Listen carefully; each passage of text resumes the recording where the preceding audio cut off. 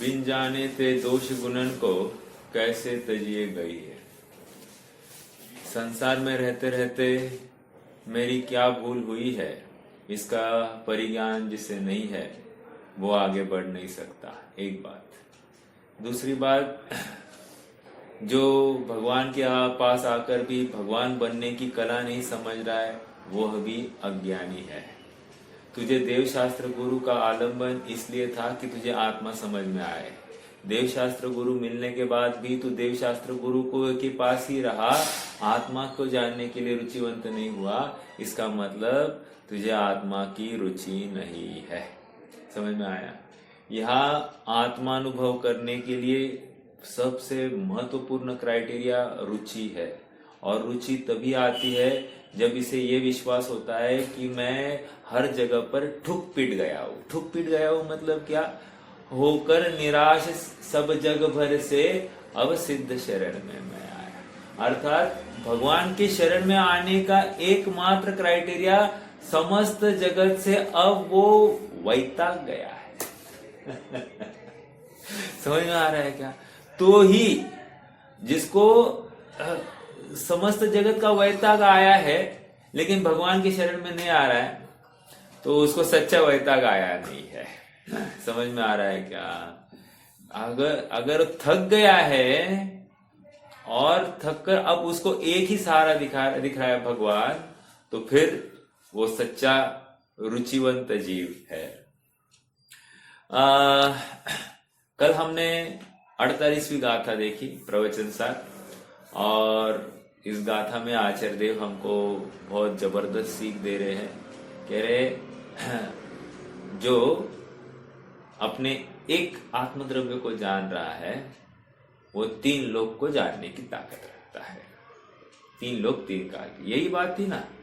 तो वहां पर उदाहरण आया। उदाहरण क्या आया? उदाहरण कोई बता सकता है क्या मुझे? जस्ट उदाहरण। किसका उदाहरण दिया कल?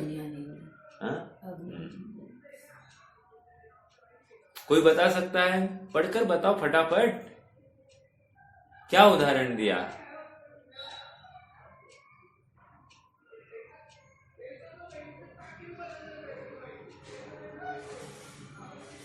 उदाहरण अग्नि का और ईंधन का दिया। कह रहे जिस प्रकार अग्नि अपने दाह्य अर्थात ईंधन समस्त ईंधन को जलाती है, ऐसा नहीं है कि कुछ ईंधन को जलाती है और कोई ईंधन को नहीं जलाती, ऐसा नहीं है। उसके लिए समस्त ईंधन एक सरीका है, सबको जलाने की ताकत रखती है और जलाती भी है। उसी प्रकार ज्ञान भी समस्त ज्ञों को जानने की ताकत रखता है, इसलिए सब ज्ञों को जानता है। समझ में आया है क्या? ये इतनी सी बात यहाँ पर आई थी। देखो मैं फिर से पढ़ता हूँ, थोड़ा सा किसी को समझ में नहीं आया होगा तो थोड़ा सा फिर से एक बार देख लेते, फास्ट लेंगे और फिर आगे बढ़ना है। अब यहाँ जिस प्रकार पेज नंबर 227, अब यहाँ जिस प्रकार समस्त दाह्य ईंधन को जलाती हुई अग्नि समस्त दाह्य जिसका निमित्त है, ऐसे समस्त दाह्याकार पर्याय रूप परिणमित सकल एक दहन जिसका आकार है, ऐसे एक अपने अग्नि रूप परिणमित होती है। ये पूरे सेंटेंस का अर्थ इतना ही है, अग्नि समस्त ईंधन को जलाने की ताकत रखती है और समस्त ईंधन को जलाती है। Nothing more than that. आपको कंफ्यूज होना नहीं है। आगे बढ़ते हैं। उसी प्रकार समस्त, अभी ये उदाहरण दिया, उसी प्रकार समस्त ज्ञों को जानता हुआ ज्ञाता आत्मा मतलब मैं समस्त ज्ञों को जानने की ताकत रखता हुआ क्या है? आत्मा समस्त ज्ञ जिसका निमित्त है, ऐसे समस्त ज्ञाकार पर्याय रूप परिणमित सकल एक ज्ञान जिसका आकार है, ऐसे निज रूप से जो चेतनता के कारण स्वानुभव प्रत्यक्ष है उस रूप परिणमित होता है, वस्तुतः द्रव्य का ऐसा स्वभाव है। यहां कह रहे हैं जिस प्रकार आत्मा सबको जानने की ताकत रखता है, इसलिए सबको जानता है, तो सब में मैं भी हूं, मैं भी स्वयं को भी जानता हूं, और ये सब पर को जानते हुए मैं स्व को भी प्रत्यक्ष जान रहा हूं। ऐसा दोनों काम एट अ टाइम हो रहे हैं। ऐसा सहज मेरा स्वभाव है। किसी अज्ञानी को लगे कि भाई मैं लोग को जानते बैठूंगा तो आत्मा को कैसे जानूंगा। समझ में आ रहा है? जैसे आज हम क्या कर रहे हैं, हम पर को जान रहे हैं, तो पर को जान रहे हैं तो हम आत्मा को जान पा रहे हैं क्या? नहीं जान पा रहे। अब ये तकलीफ है हमारी, लेकिन स्वभाव कैसा है? स्वभाव ऐसा है स्व पर प्रकाशकत्व, अर्थात स्व के साथ साथ पर भी प्रकाशित हो जाए, ऐसा इसका स्वभाव है। साफ फिर स्व प्रकाशित्व और पर प्रकाशित्व हो रहा है, अर्थात फिर पर प्रकाश हुआ तो इसमें क्या तकलीफ है? पर को जाना तो क्या तकलीफ है? अरे पर को जानने में तकलीफ नहीं, पर को तन्मय होकर जानने की तकलीफ है। तू पर को जानकर पर में मोह राग द्वेष कर बैठता है, ये हमको तकलीफ है। और इसलिए तुझे पर को जानने का निषेध भी कराया जा रहा है, वो इसकी वजह से किया जा रहा है। इसलिए इंद्रिय ज्ञान को भी हे बताया जा रहा है, क्योंकि पर को जानता है और पर को जानने के लिए रुचिवंत होता है। समझ में आया? इसका मतलब तुझे पर से ज्ञान होता है, ऐसा अभिप्राय तेरा अंदर छुपा है, इसलिए तो इंद्रियों का बार बार आलंबन लेता है। समझ में आ रहा है क्या? तो ये गाथा का ये पैराग्राफ का भाव इतना ही था। अग्नि दाह्य ऐसे ईंधन को जलाती है, ठीक है? क्यों? दाह्य निमित्त है और अग्नि नैमित्तिक है, इसलिए अग्नि दाह्याकार पर्याय रूप परिणमित सकल एक दहन जिसका आकार है। अर्थात अग्नि का आकार कौन सा होता है? जब ईंधन को जलाती है तो दाह्य अर्थात ईंधन का आकार होता है। समझ में आ रहा है ना? तो वो उस आकार रूप परिणमित होती है एक, और ईंधन को जलाने का स्वभाव है जिसका, ऐसी वो अग्नि। समझ में आया? तो अग्नि समस्त ईंधनाकार हो गई। ईंधनाकार कहकर यहां पर क्या कह रहे? आत्मा समस्त ज्ञेयों को जानकर समस्त ज्ञेयाकार हो गया। ओके, ये भी कह दिया। ऐसा होता हुआ भी आत्मा आत्मभूत ही रहा, अर्थात स्वानुभव प्रत्यक्ष रहा, अर्थात आत्मा अपने को भी जानता रहा। तो ये भी साथ साथ हुआ। इसलिए पर को जानने की वजह से आत्मा को स्व को जानने की तकलीफ नहीं है, ऐसा सहज इसका द्रव्य स्वभाव है। समझ में आया? देखो गाथा में क्या बताया? गाथा में ये कहा कि जो तीन काल और तीन लोक के सभी पदार्थों को एक ही साथ नहीं जानता, वह पर्याय सहित एक द्रव्य को नहीं जान सकता। समझ में आया? इसलिए यहां पर समझा रहे हैं तीन लोक को जानता हुआ स्व को भी जान सकता है, ऐसा इसका स्वभाव है। मैं जान सकता हूं इसलिए मैं जानूंगा। समझ में आ रहा है क्या?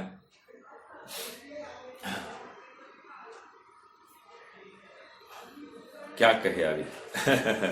चलो, मैं उदाहरण ढूंढ रहा था, लेकिन ऐसा एक उदाहरण आया, देखते हैं कितना बैठता है। उदाहरण ऐसा है कि एक आदमी ने 1 लाख रुपए की दान राशि लिखाई। वो तो सेठ है, तो उसने कहा कि मैं बाद में दे दूंगा। तो जो रिसीट बना रहे थे, उसने रिसीट का कि वहां पर नोट कर दिया कि बाद में मिलेगा। अब एक दूसरा आदमी आया, दूसरा आदमी ने बोला मेरा भी 1 लाख रुपया, लेकिन उसका रिसीट के पीछे कुछ नहीं, रिसीट का नाम ने हाँ कर दिया, उसको भेज दिया। उसने बोला मेरा कुछ तो लिखवाओ, अनाउंस करो। तो उसने कहा कि नहीं, आपका नहीं करेंगे। क्यों? क्योंकि तुम्हारी सामर्थ्य नहीं है। समझ में आ रहा है क्या? सामर्थ्य नहीं, क्योंकि तुम्हारे पास, तुम ठेले पर बैठते हो, तुम दिन के 5-50 रुपए भी ठीक से कमाते नहीं हो, तुम लाख रुपया कब दे पाओगे? तुम्हारी दिन की जरूरतें तुम्हारी पूर्ति नहीं है, तुम्हारे दिन भर की मेहनत से तुम लाख रुपए का दान कब करोगे? समझ में आ रहा है क्या? तो ये यहाँ पर कह रहे हैं कि तुम्हारे पास है नहीं तो तुम करोगे कैसे? अब यहाँ पर बात है कि तुम्हारे पास सामर्थ्य है और इसलिए तुम करोगे। समझ में आ रहा है क्या? उदाहरण में ये था कि वो गरीब आदमी के पास सामर्थ्य ही नहीं था और कोई जगह भी नहीं थी कि कहां से पैसा आ सकता था। समझ में आ रहा है क्या? यहां पर यह है कि इसके पास सामर्थ्य पूरा पड़ा है, चाहे जिस दशा को आप खड़ा करो, निगोद की अवस्था को खड़ा करो, नहीं तो नारकी की अवस्था को खड़ा करो, नहीं तो तिर्यंश की अवस्था को खड़ा करो, नहीं तो बेबस ऐसी मनुष्य की एकदम अबल मतलब निर्बल अवस्था और दीन पामर अवस्था को भी आप खड़ा करो, उस हर अवस्था में यह जीव इतनी ताकत रखता है, यदि वो स्वभाव सन्मुख हो जाए, कालांतर में वो तीन लोग तीन काल को जानता हुआ निज को भी जानता है और प्रत्यक्ष जानता है। समझ में आ रहा है क्या? ये ऐसी बात यहां पर आ गई। चलिए आगे बढ़ना है। कोई शंका, कोई प्रश्न? देखो, कल नीता भाभी ने कहा था मुझे कि उनको समझना है ये, आज नीता भाभी ही नहीं है। ठीक है चलिए, नहीं तो मैं इतना देर नहीं लगाता। चलिए आगे बढ़ते हैं। किंतु जो समस्त ज्ञेय को नहीं जानता, वह आत्मा जिस प्रकार समस्त दाह्य को नहीं जलाती हुई अग्नि, समस्त दाह्य हेतुक समस्त दाह्याकार पर्याय रूप परिणमित सकल एक दहन जिसका आकार है, ऐसे अपने रूप से परिणमित नहीं होती, उसी प्रकार समस्त हेतुक समस्त ज्ञाकार पर्याय रूप परिणमित सकल एक ज्ञान जिसका आकार है, ऐसे अपने रूप में स्वयं चेतनता के कारण स्वानुभव प्रत्यक्ष होने पर भी परिणमित नहीं होते, अर्थात अपने को परिपूर्णतया अनुभव नहीं करता, नहीं जानता। क्या कह रहे हैं फिर से?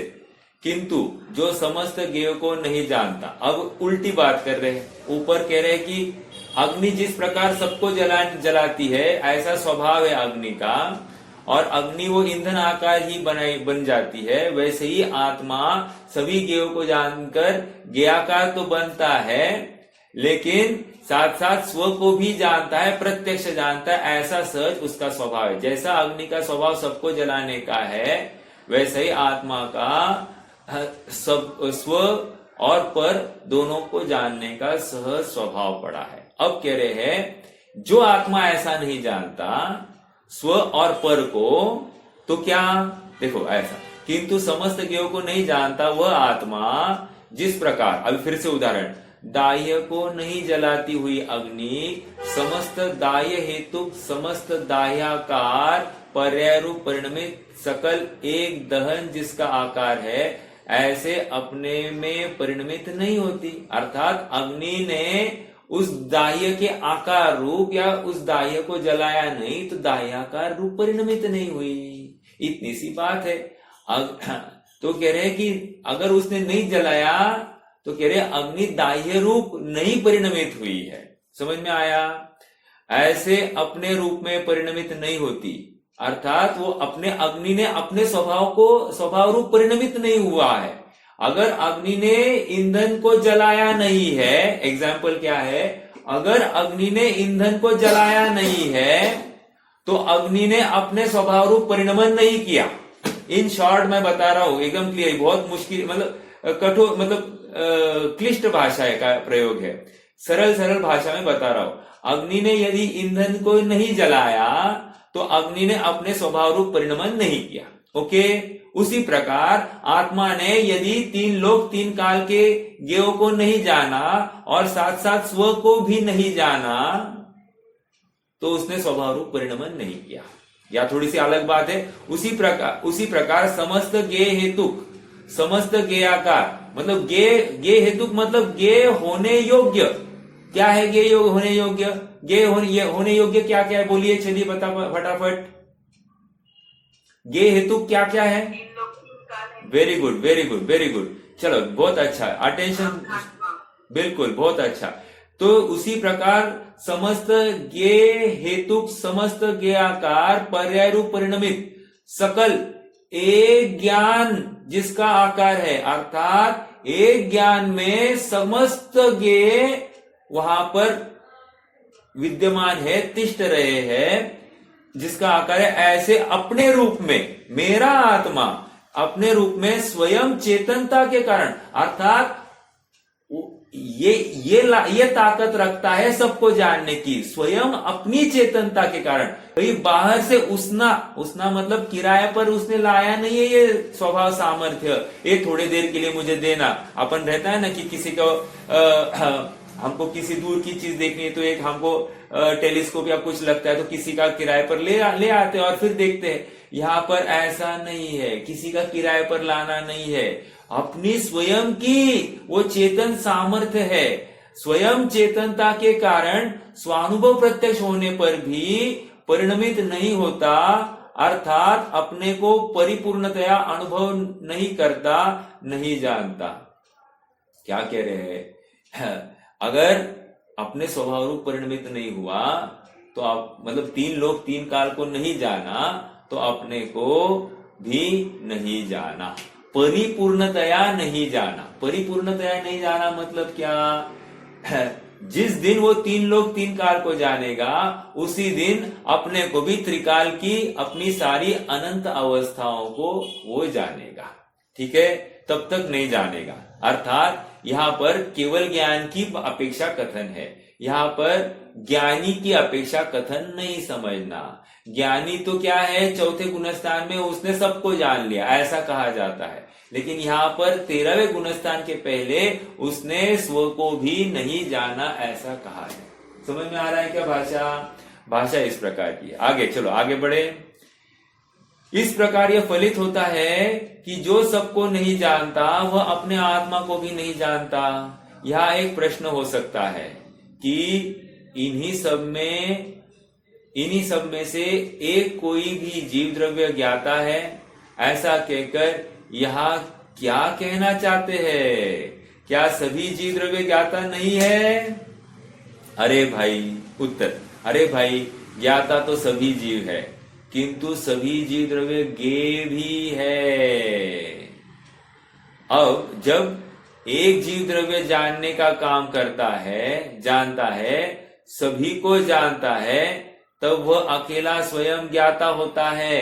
अन्य अजीव द्रव्यों के साथ साथ उससे भिन्न शेष जीव द्रव्य भी ज्ञेय ही होते हैं। इस प्रकार, ये बात हमने कहीं पढ़ी है क्या? इस प्रकार प्रत्येक जीव स्वयं के लिए ज्ञाता और ज्ञेय दोनों है, किंतु अन्य जीव उसके लिए अजीव द्रव्यों के समान ज्ञेय ही है। ये बात हमने कहीं पढ़ी है क्या?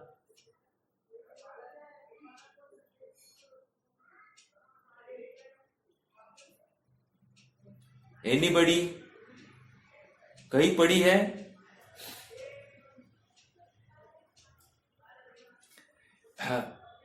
सात तत्व की विवक्षा है, आपको याद है?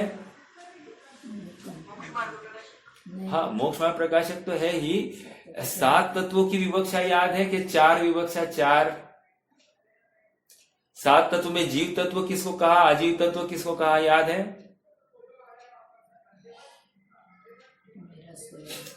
पहली विवक्षा, जो जानता देखता है सो जीव, बराबर। और अजीव तत्व क्या है? जो जानता देखता नहीं है सो अजीव, बराबर। ये पहली विवक्षा। दूसरी विवक्षा में क्या कहा? जिसमें मेरा जानना देखना है सो जीव तत्व, और मुझे छोड़कर समस्त जीव अजीव तत्व, प्लस वे जो अजीव है, पुद्गल, धर्म, अधर्म, आकाश काल, ये भी अजीव तत्व। समझ में आ रहा है क्या? ये यहां से ली है बात। समझ में आया कि नहीं आया? देखो, जो भाग लिखे हैं पूरा ग्रंथों का सार लेकर बैठे हैं, तो हमको अब महिमा आनी चाहिए। वो भागों में हमने कितनी बड़ी बात पढ़ी थी जो यहाँ पर आई है। समझ में आ रहा है क्या? देखो, आगे बढ़ेंगे फिर से। हाँ, यद्यपि आचार्य जैसे तात्पर्य वृत्ति में तत्व प्रतिपिका का तो अनुसरण करते हैं, तथापि वे यह स्पष्ट कर देते हैं कि सभी पदार्थ ज्ञेय है और उनमें से विवक्षित एक जीव द्रव्य ज्ञाता। इस प्रकार द्रव्यों की संख्या गिनाते हुए कहते हैं कि लोकाकाश प्रमाण असंख्यात कालानु है और उनसे अनंत गुणे जीव द्रव्य है। समस्त ईंधन को जलाने वाली अग्नि का उदाहरण तो वे तत्व प्रतिपिका के समान ही देते हैं, किंतु साथ ही अन्य उदाहरण भी देते हैं जो इस प्रकार है। अब कौन सा उदाहरण दे रहे हैं, जरा पढ़ते हैं। देखो, जिस प्रकार, आहा क्या कह रहे हैं, अंधा जिस प्रकार कोई अंधा व्यक्ति सूर्य से प्रकाशित पदार्थों को नहीं देखता हुआ सूर्य को ही नहीं देखने का के समान दीपक से प्रकाशित पदार्थों को नहीं देखता हुआ दीपक को ही नहीं देखने के समान दर्पण में स्थित बिंब को नहीं देखते हुए दर्पण को ही नहीं देखने के समान अपनी दृष्टि से प्रकाशित पदार्थों को नहीं देखता हुआ हाथ पैर आदि अंगों रूप से परिणमित अपने शरीराकार स्वयं को अपनी दृष्टि से नहीं देखता, उसी प्रकार उदाहरण क्या दिया, अंधे का। अब देखो, उसी प्रकार यह विवक्षित आत्मा केवल ज्ञान से प्रकाशित पदार्थों को नहीं जानता हुआ संपूर्ण अखंड एक केवल ज्ञान रूप आत्मा को भी नहीं जानता। कितनी बड़ी बात कही। क्या कह रहे हैं, अंधा क्या करता है, उसको सूर्य नहीं दिखाई देता, उसको दूसरा क्या है, दीपक नहीं दिखाई देता, तीसरा उसको दर्पण भी नहीं दिखाई देता, दर्पण में प्रतिबिंब नहीं दिखाई दे रहा अर्थात दर्पण ही नहीं दिखाई दिया, सूर्य का प्रकाश नहीं दिखाई दिया अर्थात सूर्य ही दिखाई नहीं दिया, और दीपक से प्रकाशित पदार्थों को नहीं देखा अर्थात उसने दीपक को ही नहीं देखा। तो कह रहे हैं उसी प्रकार उसने अपने आंख नहीं होने से उसने अपने अंगोपांग रूप होते हुए भी अपने अंगोपांगों को नहीं देखा। आई नहीं बात यहाँ पर, अपनी दृष्टि से प्रकाशित पदार्थों को नहीं देखता हुआ हाथ पैर आदि अंगों रूप से परिणत अपने शरीराकार स्वयं को अपनी दृष्टि से नहीं देखा। समझ में आ रहा है क्या? उसी प्रकार विवक्षित आत्मा मतलब जो आत्मा केवल ज्ञान से प्रकाशित पदार्थों को नहीं जानता, वह अखंड एक केवल ज्ञान रूप आत्मा को भी नहीं जानता। अर्थात वह अपने त्रिकाल अवस्था को जो नहीं देखता, या तीन काल के समस्त पदार्थों को नहीं देखता, वो अपने को भी त्रिकाल की अपनी अवस्था को भी नहीं जानता। अर्थात आत्मा को प्रत्यक्ष नहीं देख रहा है। आत्मा को प्रत्यक्ष नहीं देख रहा है मतलब क्या? प्रदेश गुणों की को प्रत्यक्षपने नहीं जान रहा है। आत्मा के अनंत गुणों को प्रत्यक्षपने नहीं जान रहा है। वो उसके आकार को या प्रदेशों को भी प्रत्यक्षपने नहीं जान रहा है। ये परोक्ष रूप से जान सकता है। ठीक है, आगे इससे यह निश्चित हुआ कि जो सबको नहीं जानता वह अपने को भी नहीं जानता। उक्त उदाहरणों की बात पूरी तरह साफ हो गई है कि जिस प्रकार सूर्य व दीपक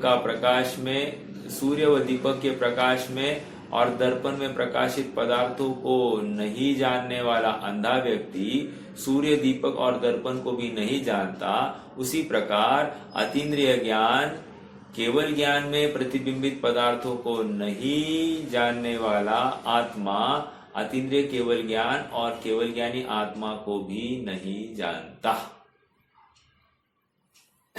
देखो, अतीन्द्रिय ज्ञान कह रहे, एक गाथा आई थी पहले, केवल ज्ञान भी क्या है? अतीन्द्रिय हुआ है, और श्रुत ज्ञान भी क्या है? अतीन्द्रिय ही तो हुआ है। तो तुझे क्या होना है? तुझे भी तो अतीन्द्रिय ही होना है। ये बात आई थी कि नहीं आई थी? केवल ज्ञान भी तो आत्मा को ही जान रहा है, श्रुत ज्ञान भी आत्मा को ही जान रहा है, तुझे श्रुत केवल भी आत्मा को ही जान रहे, तुझे क्या करना? तुझे भी आत्मा को जान रहा है। ये बात आई थी कि नहीं? तो अब ये उल्टा बात क्या आ गई यहाँ पर कह रहे हैं कि जो तीन लोक तीन काल को नहीं जान रहा है वो अपने को भी नहीं जान रहा है, अर्थात अपनी समस्त त्रिकालवर्ती अवस्थाओं को नहीं जानता है। इतनी सी बात कह रहे हैं, ठीक है। भले ही वो अतीन्द्रिय ज्ञान होगा, लेकिन वो अतीन्द्रिय केवल ज्ञान नहीं है। और यहां पर महिमा केवल ज्ञान की, क्यों? वो मेरा स्वभाव है। ये गाथा लिखने का प्रयोजन क्या है, कोई बताएगा क्या? प्रयोजन क्या है इस गाथा का? क्योंकि हमको समय सार का बुखार चढ़ा है। समय सार में कहा एक आत्मा का अनुभव करना, हो गया, बाकी कुछ नहीं करना तुम्हें। और यहां पर कह रहे आत्मा का अनुभव तो छोड़ो, तुझे अगर तीन लोक तीन काल की नहीं जानने में आ रही, तू स्वयं को भी तीन लोक तीन काल का स्वयं में भी तू स्वयं को भी नहीं देख रहा है। नहीं देख रहा है मतलब प्रत्यक्ष नहीं देख रहा है। मेरा प्रश्न यह है कि ये गाथा का प्रयोजन क्या है?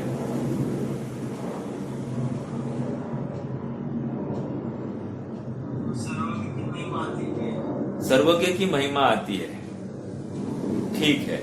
और बोलिए।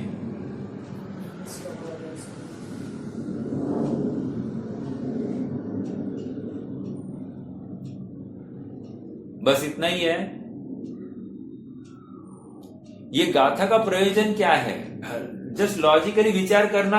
आप कुंद स्वामी की जगह पर बैठे हो और आप गाथा लिख रहे हो, तो आप ये गाथा क्यों लिखोगे? प्रयोजन क्या होगा आपका लिखने का ये गाथा? आप कहोगे मैं होता तो मैं लिखता ही नहीं। तो बात ये है, हमको जब किसी विषय को समझना है, हमको लेखक के अंतस में जाकर बैठना है। जब तक उसके अंतस में जाकर नहीं बैठेंगे, तब तक हम उसके अभिप्राय को नहीं पकड़ पाएंगे। ये ऐसा क्यों लिखा होगा? एक बात तो पक्की है, बोलना चाह रहे हैं कि अपना स्वभाव एक्चुअली सर्वज्ञ जैसा ही, लेकिन वो जब प्रकट नहीं होगा, हाँ, तब तक वो गाथा में बता रहे कि तुमने कुछ जाना नहीं है, हमारा स्वभाव ऐसे रहते हैं। ओके, ये काफी पास में पहुंचे, अभी काफी पास पहुंचे। देखो, सर्वज्ञ की महिमा आना एक बात, वो तो हम सबको आती। हम डेली मंदिर में जाते हैं, आभक्ष भक्षण नहीं करते, मान मर्यादा शील में रहते हैं, सब बातें करते, पानी छान कर पीते, रात्रि भोजन नहीं करते, शब्द व्यसन का त्याग करते, ये सब हो गया। तो सर्वज्ञ ने कहा इसलिए तो किया ना हमने, भक्ष आभक्ष का विवेक पाला, तो हमको सर्वज्ञ की महिमा आ गई। ओके, हो गया काम, हो गया। अरे नहीं ना, तू संतुष्ट हो गया ना, प्राप्त ज्ञान में ही संतुष्ट हो गया तू। जबकि हमको तुम्हें वहां रुकाना नहीं, ये प्रयोजन नहीं था। हमको तुम्हें आगे बढ़ाना प्रयोजन था, तुम्हें आत्मा में झुकाना प्रयोजन था। तुम्हें आत्मा की तो खबर ही नहीं है, तुम बाहरी क्रियाओं में ही अटके हो, तो इससे काम नहीं होगा। समझ में आ रहा है क्या? देखो, एक बात तो ये हो गई, क्या ये गाथा का भाव लिखने का प्रयोजन, मतलब ये गाथा को लिखने का प्रयोजन इतना है कि कोई ये विचार करे कि तीन लोग को जानना है तो आत्मा को कैसे जाना जा सकता है। एक तो कह रहे ऐसा भी कोई हो सकता है कि तीन लोग को जानता हुआ अपने को भी अपनी भी तीन कालवर्ती सर्व अवस्थाओं को प्रत्यक्ष देख रहा होगा, और वर्तमान में भी स्वयं के अपने अनंत गुणों की और उनकी अनंत अवस्थाओं को प्रत्यक्ष देख रहा है। ऐसा कोई अभी होना चाहिए, और ऐसा स्वभाव तेरा है। तो तू जो वर्तमान अल्प ज्ञान को लेकर जितना आनंद करता है, जितनी पूर्णता मानता है, कह रहे ये पागलपन छोड़, ये पूर्णता नहीं है, ये अपूर्णता है। और अपूर्णता में तो सुख कहाँ मान बैठा? समझ में आया क्या? ये अपूर्ण अवस्था में सुख मान रहा है। देखो, कोई बहुत व्रत आदि पालन करे, तपस्चरण करे, अंतरंग तप करता है, बहिरंग तप करता है, प्रायश्चित लेता है, सामयिक करता है, सब करता है, और वो संतुष्ट हो गया, अर्थात जहां है वहीं पर संतुष्ट हो गया। तो क्या हो गया? उसने एक तो सर्वज्ञ स्वभाव का निर्णय किया नहीं। जिसको सर्वज्ञ का स्वभाव का निर्णय हो जाता है वो संतुष्ट नहीं होता है, वो असंतुष्ट ही रहता है। सच्ची असंतुष्टता स्वभाव की प्राप्ति के लिए निरंतर धगश। और इस जीव की असंतुष्टता क्या है? विषयों की प्राप्ति की वासना। समझ में आ रहा है क्या? वासना मात्रमेव तत् सुखम दुखम च देहिजम तथा युद्वे जयन्ते ते भोगा रोगा इवापदी। जिस प्रकार रोग आता है तो आपदा भाषित होती है, उसी प्रकार ज्ञानी को वासना होने पर आपदा भाषित होती है। कितनी बड़ी बात है। और मतलब इसको कोई मटेरियलिस्टिक थिंग अर्थात भौतिक सुख की वासना भी खड़ी हो गई तो इसको दुख भाषित होता है। ऐसा भाव हमको होता है क्या? हमको अपने स्वभाव की संपूर्णता का भान या भाव भाषण होता है क्या? उसमें हमको सेल्फ कंटेनमेंट भाषित होता है क्या? अगर नहीं भाषित हुआ तो समझना कि हमने भगवान की बात ही नहीं सुनी। हमने जिनवानी सुनने के लिए आए, लेकिन हमें जो प्रयोजन था आत्मा, वो आत्मा ही नहीं समझा, या हमने समझ कर भी उसका एप्लीकेशन नहीं किया। तो कह रहे तुमने कुछ भी नहीं किया, अर्थात तुमने जिनवानी से ज्ञान होना माना। अभी देखो ये सब बातें, तुमने जिनवानी से ज्ञान होना माना, तुमने प्रवचन सार समय सार से ज्ञान होना माना, तुझे इंद्रियों से ज्ञान होना लगता है, लेकिन यहां पर समझा रहे ज्ञान ज्ञान से होता है।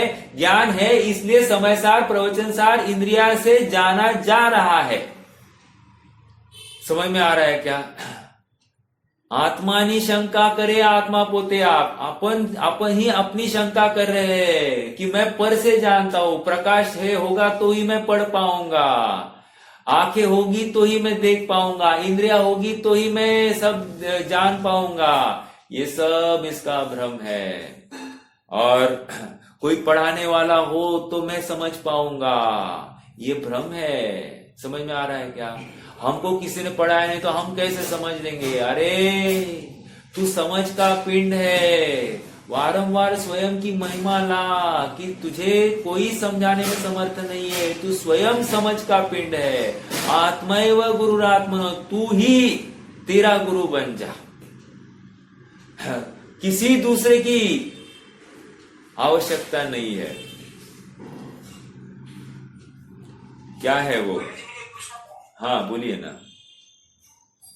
अभी जैसे किसी प्रवचन सारे पढ़ा, हाँ वो मानने जाएगा कि जब तक मैं सर्वज्ञ नहीं हूं तब तक आत्मा को नहीं जान सकूंगा। हाँ लेकिन समय साथ नहीं पढ़ा तो ये भूल में रहेगा, तो फिर वो आगे बढ़ेगा कि नहीं बढ़ेगा? देखो यहां पर एक गाथा को पढ़कर काम नहीं हो रहा है। आपको पूरी ये जो आज ये 48वीं गाथा चल रही है ना, इसका पीछे का बेस ये पहले 47 गाथाएं है। इसका मतलब हमने मात्र 48वीं गाथा पढ़ ली तो हमको 100% आत्मा नहीं होगा।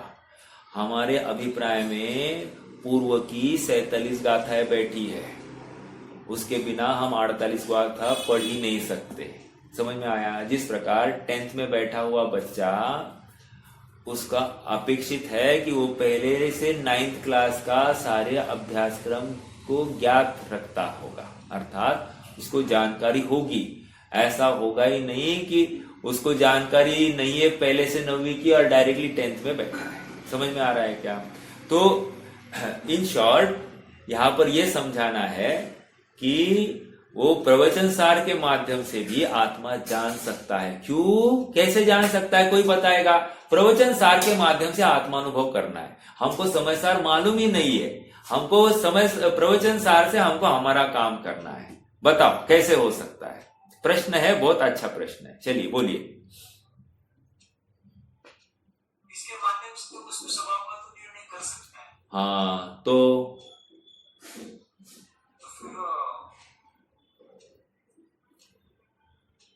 बराबर है, बोलिए ना, बहुत अच्छी बात है। नहीं, आप सही ट्रैक पर हो।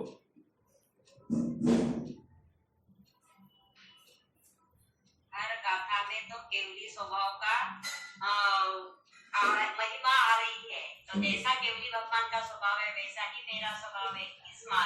इस महिमा के थ्रू हम अपनी आत्मा को पकड़ सकते हैं। हाँ, थोड़ा सा आपके शब्दों का चयन मैं प्रॉपर करता हूं। जिस प्रकार केवली की व्यक्तता हो गई है, केवल ज्ञानी की पर्याय, केवल ज्ञानी की पर्याय दिखाई जा रही है, और समझना है मेरा स्वभाव सामर्थ्य। समझ में आ रहा है क्या रोहित भैया? फिर से बताया जा रहा है केवल ज्ञान की पर्याय, और समझना है मेरा केवल ज्ञान स्वभाव सामर्थ्य जो मुझ में अभी पड़ा है। समझ में आ रहा है क्या? वो कोठार, वो वेयरहाउस जिसमें इतनी जानने की लायकात है, सामर्थ्य है। समझ में आ रहा है क्या? अगर ये सामर्थ्य का भान नहीं होगा, हमने मात्र केवल ज्ञान की पर्याय देखते रहे, केवल ज्ञान की पर्याय वो करते, वो जानते, वो करते। अरे तू भी इतने ज्ञान का धनी है, ये जब तक तुझे विश्वास नहीं होता, और विश्वास होने पर तुझे अपनी महिमा नहीं आती, तूने उनको जाना ही नहीं, ये कह रहे हैं। पामरता छोड़, प्रभुता ला, ये कह रहे हैं यहां पर। ये एक बात हो गई। फिर आगे बढ़कर पहले भी बताया, जो भगवान को सुखी नहीं मानता, अर्थात केवल ज्ञानी को सुखी नहीं मानता, वो स्वयं भी सुखी नहीं हो सकता। फिर से बात क्या आ रही है? दिखाया जा रहा है केवल ज्ञानी सुखी है, और समझना है मैं स्वयं सुख का पिंड हूं, अर्थात सुख अपने में ही है, बाहर से कहीं लाना नहीं। ये हमने ये प्रवचन सार ग्रंथ के माध्यम से समझा। वस्तु स्वरूप तो है ही, प्रत्येक वस्तु अपने चतुष्टय में ही रहती है, अपने चतुष्टय का उल्लंघन नहीं करती, अपनी मर्यादा के बाहर जाती नहीं, ये उसकी प्रभुता है। अपनी वस्तु में कोई बाहर की वस्तु प्रवेश नहीं कर सकती, ये मेरी प्रभुता है, ये मेरा सामर्थ्य है। और मैं अपनी जगह पर बैठकर तीन लोक के, भूतकाल की, भविष्य काल की, वर्तमान की, समस्त द्रव्यों की, समस्त पर्याय को जानने की ताकत रखता हूं। इसके लिए मुझे कहीं जाने की जरूरत नहीं है, यहां वहां ताक झाक करने की जरूरत नहीं, इंद्रिया का आलंबन लेने की जरूरत नहीं, बस एक अतीन्द्रिय होने की बात है। ये महिमा हमको ये प्रवचन सार देख पढ़कर ही तो हो गई है ना। समझ में आ रहा है क्या? हाँ, तो बिल्कुल प्रवचन सार से भी अपनी वस्तु की महिमा जिसे आ गई, उसको बाहर की वस्तु का हेपना अपने आप भाषित हो गया, अर्थात वो उसको आकर्षित नहीं करती, प्रभावित नहीं करती है। इसको जानू, इसको देखू, ये हो गया, क्या स्कोर हो गया, क्या शेयर मार्केट हो गया, कितना पैसा कमाया, कितना गया, तो इसको कोई भान नहीं है। समझ में आ रहा है? ये प्रभावित नहीं हो रहा है। तो ऐसा इसका स्वभाव ही का निर्णय हो जाता है, अपने आप अपने में संतुष्ट हो जाता है। तो अब अगला प्रश्न, जब इतना सहज इजी है प्रवचन सार से ही आत्मानुभव होना, तो फिर आपने समय सार क्यों समझाया? प्रवचन सार से ही काम होना चाहिए था सबका।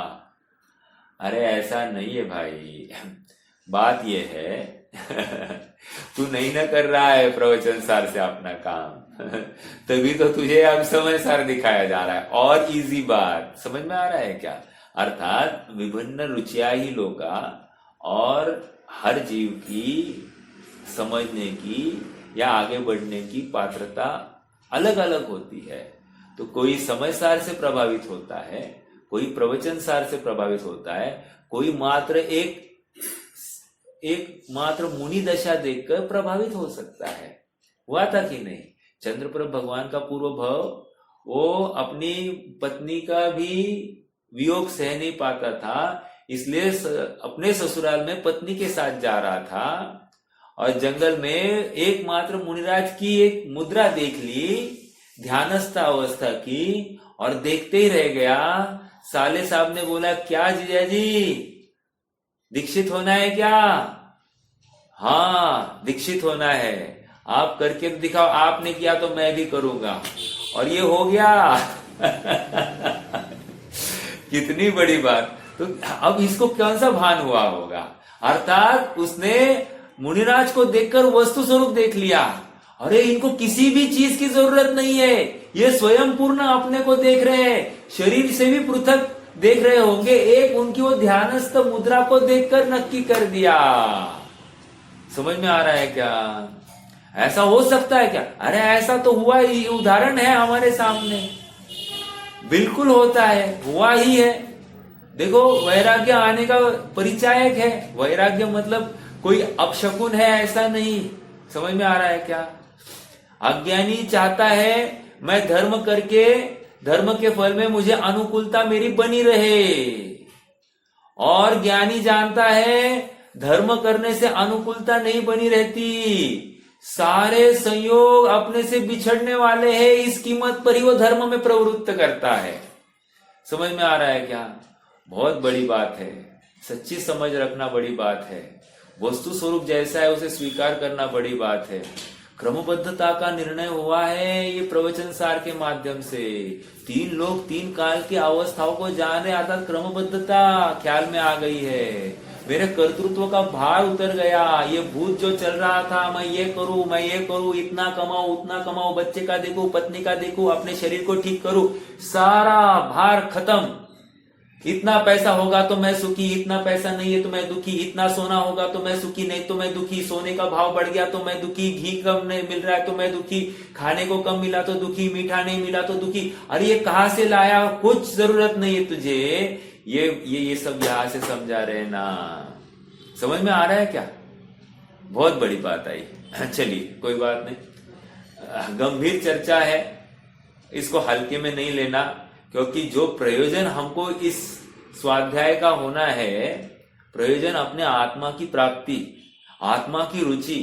अगर इस चर्चा में सम्मिलित होकर यदि हमको आत्मा की रुचि नहीं आती है तो हमारा ये उद्यम फेल हो गया। समझ में आ रहा है क्या? जिस प्रकार बच्चे एग्जाम देते हैं और एग्जाम में अगर अच्छे मार्क्स नहीं हो गए तो हम कितने नाराज होते हैं, उसी प्रकार ये भी एक एग्जाम है। हम हर बार स्वाध्याय करने आए या देव दर्शन करने आए या कोई भी व्रत तपस्या आदि कर रहे होंगे तो वो हमारा एग्जाम है। और एग्जाम में अगर हमारी कषाय खत्म नहीं हुई या आत्मा की रुचि बढ़ी नहीं तो समझना हम एग्जाम में फेल हो गए हैं। ठीक है? फेल होकर फिर कह रहे हैं कि अब मैं एग्जाम ही नहीं दूंगा, ऐसा नहीं, ये अगली बात। देखो, कोई 10th एग्जाम में दे रहा है और वो 5-6 बार एग्जाम दे दिया। हमारे साथ में इंजीनियरिंग में एक लड़का था, उसने 6-7 बार कोई 3rd ईयर तक आया, 6-7 बार 3rd ईयर में ही रहा। मतलब मेरे से 6 साल बड़ा था। वो फेल होते होते मेरे क्लास में आया तो भी वो पास नहीं हो रहा, तो उसने इंजीनियरिंग ही छोड़ दिया। ये आवाज आ रही क्या सबको?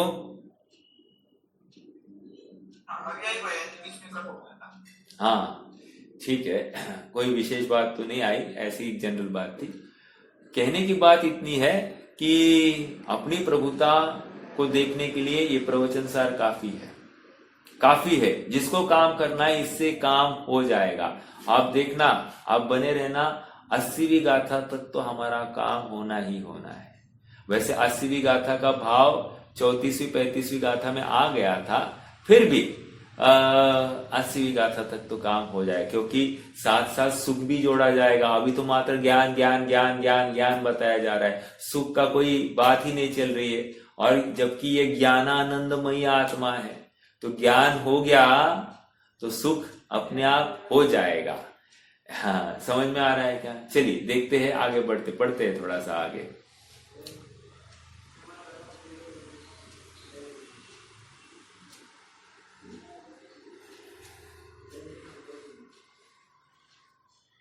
देखो,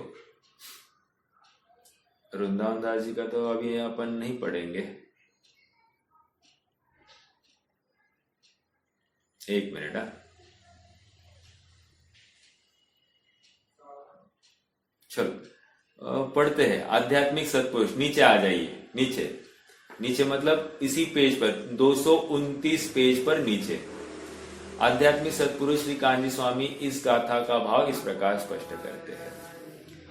यह आत्मा ज्ञान स्वरूप है, एक समय में सर्वज्ञों को जाने ऐसा इसका स्वभाव है। 2, पहला क्या है? ज्ञान। पहला स्वभाव दिखाया ज्ञान।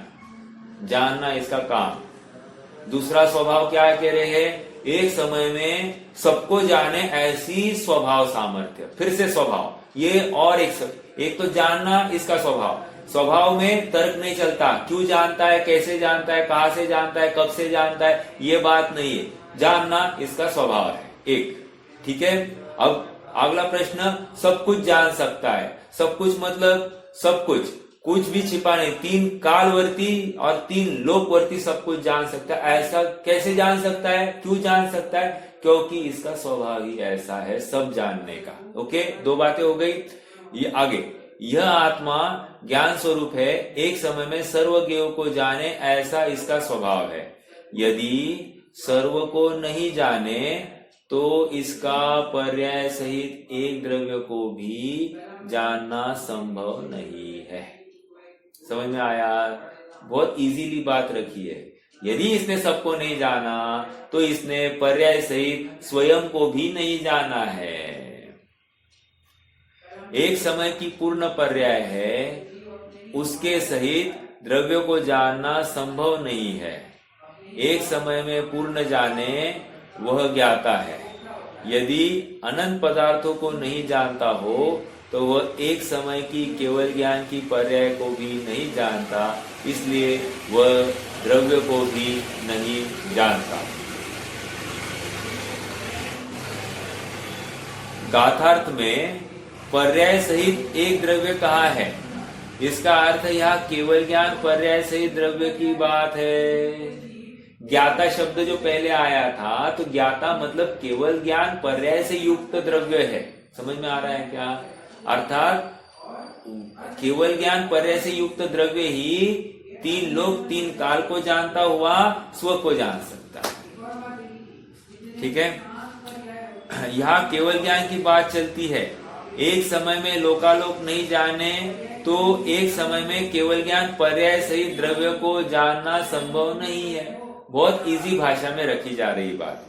जैसे यदि अग्नि, अब उदाहरण फिर से वही पहले का, अग्नि सभी को एक साथ ही पूर्णता जला सकती है, तो यह अग्नि का वास्तविक स्वरूप नहीं है क्या? फिर से यदि अग्नि सभी को एक साथ पूर्णता जला नहीं सके तो यह अग्नि का वास्तविक स्वरूप नहीं है। कितनी सरल भाषा में बात आ गई। वो पूरा इतना बड़ा पैराग्राफ एक लाइन में बोल दिया उन्होंने। यदि अग्नि सब ईंधन को नहीं जलाए तो वह अग्नि का स्वभाव नहीं रहा। वैसे ही अब क्या है सिद्धांत, राग तेरा स्वरूप नहीं है, अल्पज्ञता तेरा स्वरूप नहीं है। आहा, क्या कह रहे, ये तू अभी जो अवस्था है ये तेरा स्वभाव नहीं है। एक राग करना ये तेरा स्वभाव नहीं है, इंद्रियों से ज्ञान करना ये तेरा स्वभाव नहीं है। समझ में आया? प्रवचन सार पढ़ना, देव दर्शन करना ये तेरा स्वभाव नहीं है। तेरा स्वभाव अपने आत्मा में लीन होकर समस्त अपनी अवस्थाओं को देखना और समस्त पदार्थों को और उनकी 3 लोक और 3 काल की समस्त पर्यायों को देखना, ये तेरा स्वभाव। समझ में आ रहा है क्या? सर्वज्ञ को एक साथ एक ही साथ आत्मा नहीं जाने तो वह आत्मा नहीं। आत्मा नहीं मतलब केवल ज्ञान से युक्त आत्मा नहीं, ऐसा यहाँ कहते हैं। तथा लोकालोक तो अनादि से है, किंतु जब स्वयं केवल ज्ञान रूप परिणमित हो तो लोकालोक निमित्त कहलाए। एक समय में पूर्ण ज्ञान रूप होना ज्ञाता का स्वभाव है।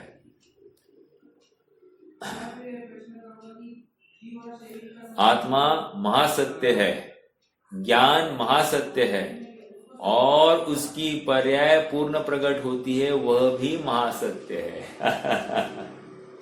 व्हाट इज सत्य?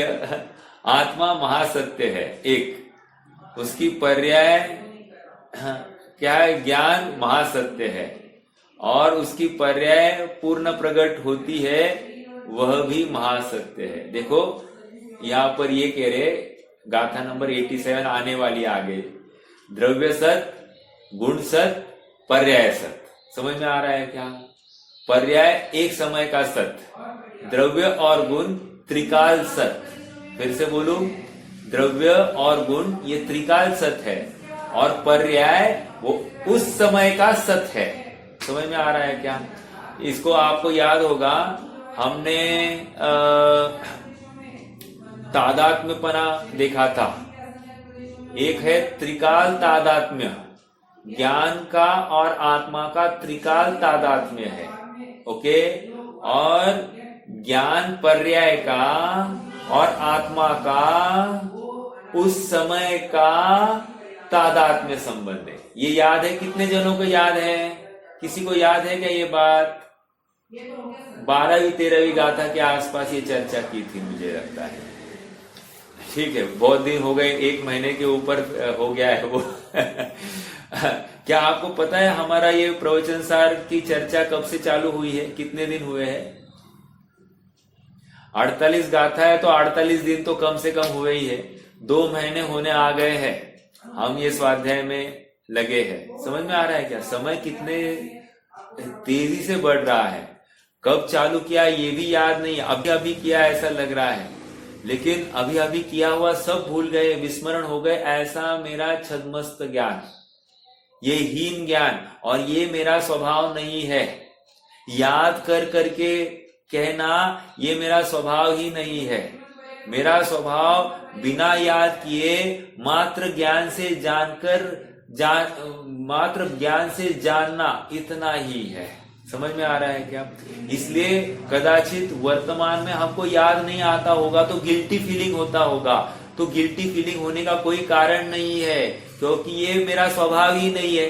महत्वपूर्ण बात, ये मेरा स्वभाव है ही नहीं, तो इसके ऊपर मुझे शल्य क्यों होना? हाँ, ये बात जानकर जो मेरा स्वभाव सामर्थ्य है वहां पर यदि मेरी दृष्टि जाती है और मैं उसी स्वभाव में लीन हो जाता हूं, अर्थात इतना विश्वास है कि ये सब कुछ जानने का पिंड है और अप्रभावित रहने की इसकी सामर्थ्य है, सुख का निदान है, ऐसा विश्वास जिसे होता है, बस इतना ही ज्ञान करके अंदर जाना है। मेरा सब कुछ मेरे में है, बाहर से कुछ आने वाला नहीं, और मुझ में ऐसा कुछ एक्स्ट्रा नहीं कि मुझे बाहर फेंक देना है। इतना जो ज्ञान जानता है वो अपने स्वभाव में सीमित हो जाता है। समझ में आ रहा है क्या? बहुत बड़ी बात है। हमको बारंबार प्रेरणा, ये सर्वज्ञ स्वभाव को बता कर हमको बारंबार गाजर दिखाया जा रहा है। जैसे हम कहते हैं ना, कोई बच्चे को 10 लाख का पैकेज मिल गया, 20 लाख का पैकेज मिल गया, 40 लाख का पैकेज मिल गया। अभी IIT के बच्चों को 1-1 करोड़ का पैकेज मिलता है। देख, उसको 1 करोड़ का पैकेज मिला, तुझे भी वहां पर जाना है। समझ रहे क्या? तो हम कैसे प्रेरणा देते? लालच कौन सा दिखा रहे? 1 करोड़ का। वैसे ये सबको जान रहे, ऐसा लालच दिखाया जा रहा है हमको। और इसलिए लालच दिखाकर हमारे सामर्थ्य का एहसास करा रहे हैं। समझ में आया? जैसे वहां पर उसको 1 करोड़ का मिल सकता है तो तुझे भी क्यों नहीं मिल सकता? ऐसा हमको भी लगता है कि नहीं, वो अगर 10 करोड़ कमा सकता है तो मैं भी 10 करोड़ क्यों नहीं कमा सकता? ऐसा लगता है कि नहीं? तो उसी प्रकार यहां पर कह रहे हैं, वो सबको जान सकता है तो तू क्यों नहीं जान सकता? वो भी जीव है तो तू भी तो जीव है ना। उसके पास ज्ञान है, तेरे पास भी ज्ञान है ना। उसकी भी ज्ञान की पर्याय एक समय की है, तेरी भी ज्ञान की पर्याय एक ही समय की है ना। तो फर्क क्या है? कोई फर्क नहीं है। क्यों? क्योंकि उसने जो केवल ज्ञान प्रकट किया है वो तेरी अवस्था में ऐसा निर्णय किया, तभी तो जाकर वो केवल ज्ञान को प्राप्त हुआ है। ऐसा नहीं कि ओवरनाइट उसको केवल ज्ञान की प्राप्ति हो गई है। हाँ, उसको भी इसी प्रोसेस से, तेरे जैसी अवस्था में से उसने कोयले की खान में से स्वयं के हीरा मतलब डायमंड स्वभाव का नक्की करके उसने स्वयं में निखार लाया है। समझ में आया क्या? देखिए आगे बढ़ते हैं।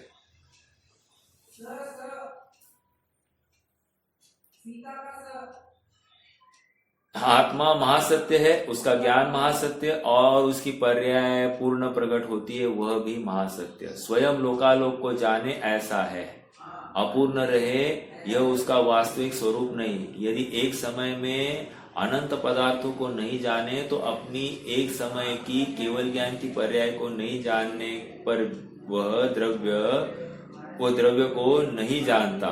छद्मस्त को इस विधि से पूर्णता की प्रतीति होती है।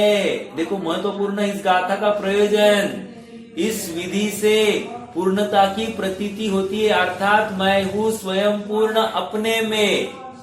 समझ में आया क्या? मुझ में पर की कुछ गंध नहीं। ये यहां से आ रही है बात। स्वयं पूर्ण हूं मैं, पहले ये नक्की कर। हाँ, देखो जब स्वयं पूर्ण होगा ना तो इंद्रिय का आलंबन लेने का भाव नहीं होगा।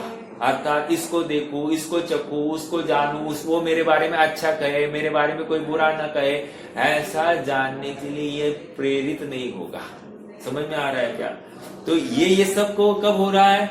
अपने में संपूर्णता, अपने में प्रभुता जब तक दिखती नहीं है तब तक ये ऐसे बाहर भटकता रहेगा।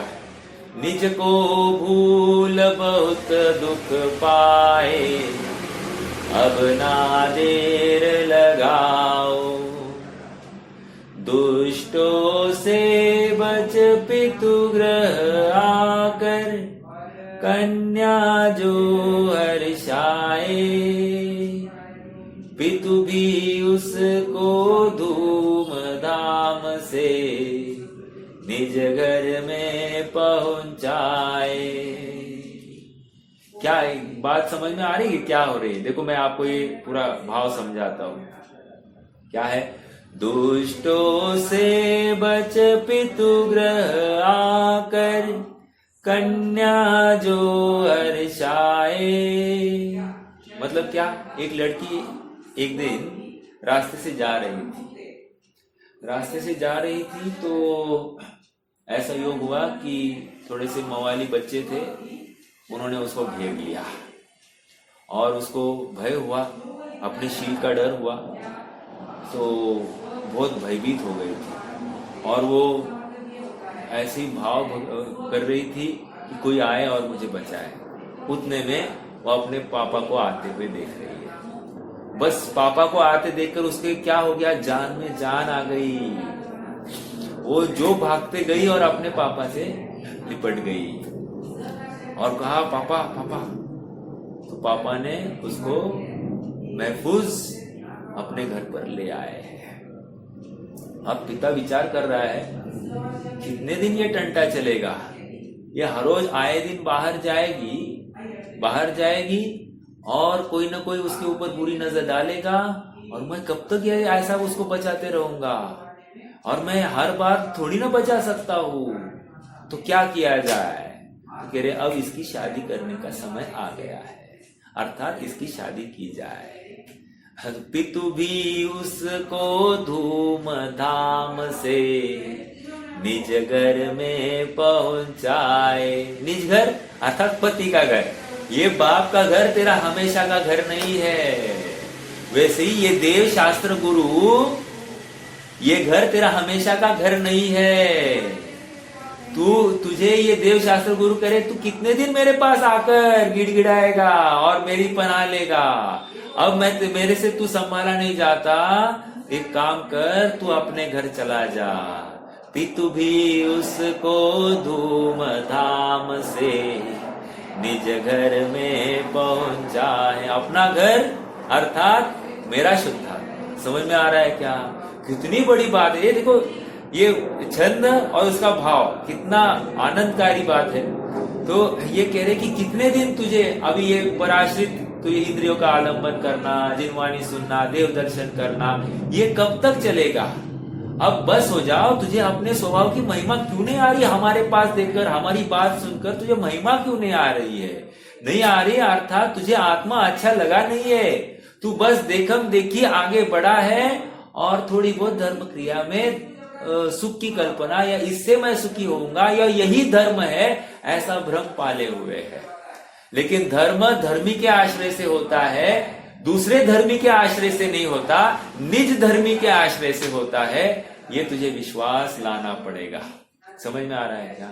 और वो धर्मी स्वयं पूर्ण है, परिपूर्ण है, सबको जानने की ताकत रखता है पर की कोई अपेक्षा नहीं है, पर इसकी आकर यत् किंचित भी मदद करे ये बात नहीं, पर इसमें कुछ विघ्न डाले ऐसा भी संभव नहीं, बस तेरी रुचि की कमी है।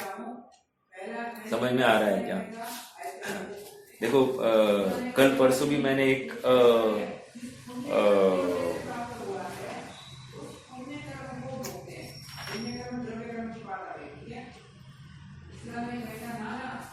बात कही थी,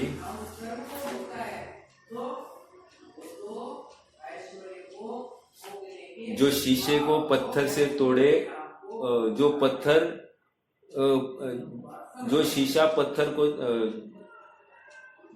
पत्थर को तोड़े उस शीशे की तलाश कर, ऐसा मैंने एक ये बात कही थी। वहां पर भी भाव यही था कि इतनी सामर्थ्य जहां पर है वो मेरा स्वभाव है, और उस सामर्थ्य का कि तू तलाश कर। भगवान को देखना है, भगवान को मिलने इसलिए आया है कि तू अपने सामर्थ्य की तलाश करते करते आया है। जिनवाणी को सुन रहा है, तू अपनी सामर्थ्य की तलाश में आया है। तू देव गुरु के पास में आया तो अपनी सामर्थ्य की तलाश करने के लिए आया है। इसको पहले भूलना मत। तुझे अगर लग रहा है कि ये देव तुझे सुखी करेंगे, ये गुरु सुखी करेंगे, जिनवाणी तुझे सुखी करेगी, तो भ्रम है तेरा। तुझे इनमें तेरा सामर्थ्य का विश्वास करना है और फिर वैसा अनुभव अपने में करना है। इसके लिए इतने ही कार्यकारी, इसके ऊपर नहीं। पिता भी बच्चों का हौसला बढ़ा सकता है, लेकिन हौसला तो उनको स्वयं में अपना ही बढ़ाना पड़ेगा। वो उनको खाली सलाह तो देगा, आगे जाकर उनको अपना अपना बुलंद करना पड़ेगा कि नहीं। और वो आत्मविश्वास कहां से आएगा? अपने में से आएगा, बाहर से कभी नहीं आ सकता है। समझ में आ रहा है क्या? जब तक मुझे विश्वास नहीं मैं खड़ा रह पाऊंगा, तब तक दुनिया की कोई ताकत मुझे खड़ी नहीं कर सकती। मान लो आज बुखार है, आज बुखार है और मेरा सर चकरा रहा है, सर दर्द है, और मैं विचार करूं नहीं आज नहीं मेरे से खड़ा होगा, तो दुनिया की कोई ताकत तुम्हें खड़ी नहीं कर सकती। और तुम्हें यह विश्वास हो जाए, रे कुछ भी होने दो, शरीर भिन्न है, मैं भिन्न हूं, ये बाहर की परिस्थिति मुझे प्रभावित कर नहीं सकती और मैं खड़ा रहता हूं, तो दुनिया की कोई ताकत मुझे रोक नहीं सकती। ये किसके भान पर हो गया? स्वभाव के सामर्थ्य के भान पर होती है ये बातें, आत्मविश्वास के बल पर होती है ये बातें। उसी प्रकार मेरा स्वभाव 3 लोक 3 काल को जानने का है। इस स्वभाव सामर्थ्य का भान होते ही मैं छुटपुट इसको उसको जानने के लिए अब मैं आकुलित नहीं होगा, मुझे कोई चेष्टा करने की भावना नहीं होगी, बस मैं शांत हो जाऊंगा, निश्चिंत हो जाऊंगा।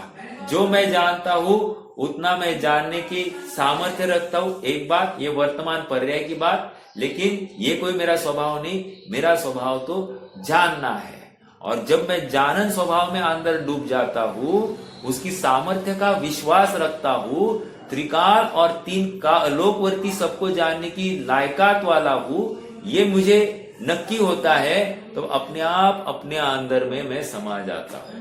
और जैसे ही समा जाता हूं, कुछ काल में ऐसी अवस्था मेरी भी प्रकट हो जाती है। समझ में आ रहा है?